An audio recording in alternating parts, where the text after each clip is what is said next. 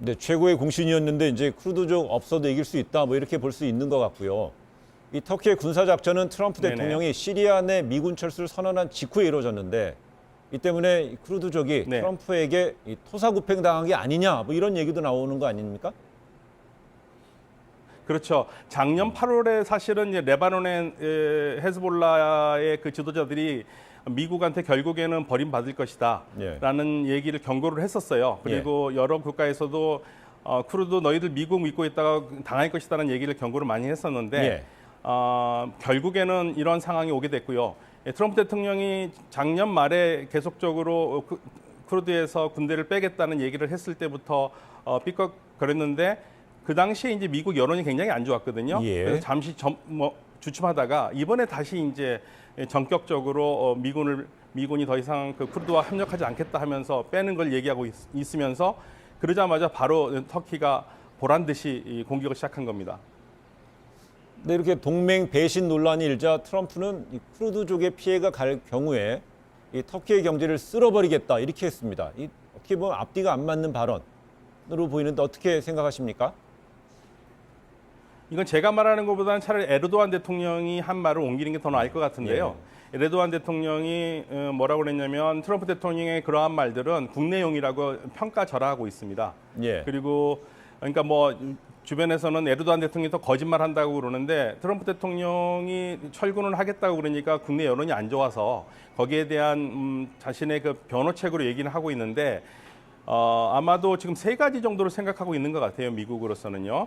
경제적이나 군사적으로 터키를 압박하는 거 그런 방법이 있는데 그중에서 지금 트럼프 대통령이 얘기하는 것은 다른 것보다는 그냥 내가 중재를 쓸 수 있겠다는 얘기를 하고 있습니다. 그러나 어떻게 중재를 쓸지에 대해서는 사실은 뭐 아무런 우리가 지금 구체적인 계획은 없고 전체적으로 보면 에르도안 대통령 말이 참 맞는 게 아닌가. 오히려 국내 정치의 입지에 코너에 몰리니까 그걸 좀 극복하기 위한 그냥 그 참 보기 좋은 말이 아닌가라는 그런 의심은 듭니다. 근데 이 시점상으로 보면은요, 트럼프 대통령의 미군 철수 지시가 지난 6일 에르도안 대통령하고 통화한 이후에 이루어진 건데요. 이 흔히 스트롱맨이라고 불리는 이 두 인물 간의 이해관계가 완전히 맞아 떨어진 것일까, 아니 일부만일까, 아니면 전혀 아닐까, 어느 쪽으로 봐야 될까요? 사실은 이 미군이 그 시리아의 쿠르드족을 그 자리에서 있다는 것은 여러적으로 예를 들면 이스라엘한테도 굉장히 좋은 거거든요. 근데 미국이 지금 빠지면은 제일 좋은 건 사실은 어디가 좋냐면 터키가 제일 좋습니다. 터키는 자신과 국경을 약 480km를 대고 있는 시리아 지역에 터키의 안보에 위협이 되는 쿠르드 자치 정부라든지 이런 게 들었으면은 대단히 곤혹스러운 일이기 때문에 자기 안보상을 이유를 내세우면서 막고 있는 거고요. 또 이 미군이 빠지면 상당히 좋을 것이 러시아하고 이란입니다. 왜냐하면 러시아하고 이란은 자신들은 시리아 정부가 초청을 해서 도와달라고 해서 들어와 있는 건데 미국은 초청도 받지도 않는데 막 들어와 있다고 그랬거든요. 불법적으로 들어와 있는 군대라고 얘기를 했었습니다. 그렇기 때문에 미군이 빠지면 러시아로서도 불법적인 군대가 빠지니까 좋은 거죠. 근데 트럼프 대통령은 아무래도 쿠르드한테 가지고 있는 국가적인 이익보다는 터키와 나눌 수 있는 게 더 많고 또 러시아와의 좋은 관계를 유지하면서 또 미군들을 크리스마스에 맞춰서 집으로 데려오면 극적인 효과를 연출할 수 있기 때문에 그러한 여러 가지 측면에서 고려를 한 것 같습니다. 다만 확실한 것은 미국의 국익에 맞는 결정은 아니라는 얘기죠. 그럼 이번 사태를 놓고 트럼프 대통령이 동맹의 가치보다는 이 돈을 우선시한다는 비판, 설득력이 있습니까?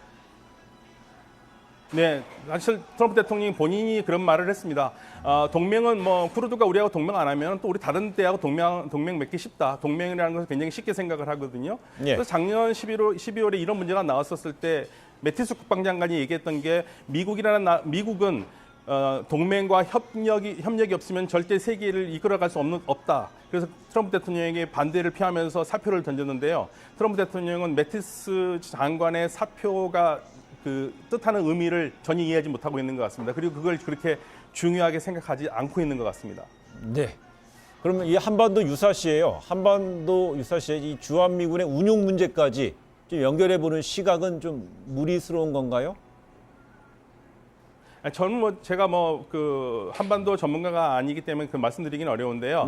아무래도 쿠르드와 우리나라와는 그 미국의 국익 차원이 다르기 때문에 우리에게는 쿠르드처럼 하기는 어렵겠죠. 다만 어떻게 됐든 간에 이번 국제사회가 보여주는 것은 국제사회에서 가장 중요한 것은 현재 자신이 스스로가 지킬 수 있는 힘이 중요하기 때문에 우리는 미국이 어떻게 되든 간에 우리 스스로가 좀 그 안보를 책임질 수 있도록 계속적으로 노력을 해야 된다는 교훈을 주고 있습니다. 네, 이 문제는 꼭 짚어보고 싶었습니다. 이 터키의 쿠르드족 공격을 규탄하는 국제사회의 비판 목소리, 이 속에서 염려되는 것이 이 터키의 쿠르드족 공격이 인종 청소 방식의 학살로 악화될 수 있다. 이런 점은 어떻게 볼 수 있을까요?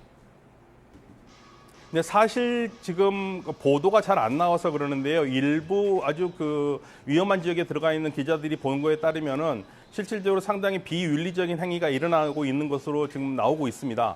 그리고 터키 내에서 쿠르드에 대한 반감은 굉장히 강하거든요. 예. 그래서 반감이 강하기 때문에 이 쿠르드인들에 대한 그 공격, 그리고 특히 쿠르드인들만 사는 게 아니라 아르메니아 사람이라든지 여러 다양한 사람들이 살고 있는데요. 예. 또 터키 사람들이 또 아르메니아하고 사이도 별로 안 좋고, 그러니까 여러 가지로 지금 이 북부 시리아에서의 그 터키의 공격이 단순하게 안전지대를 확보하는 게 아니라 예. 인종 청소로까지 이어질 가능성이 있다고 볼 수 있습니다.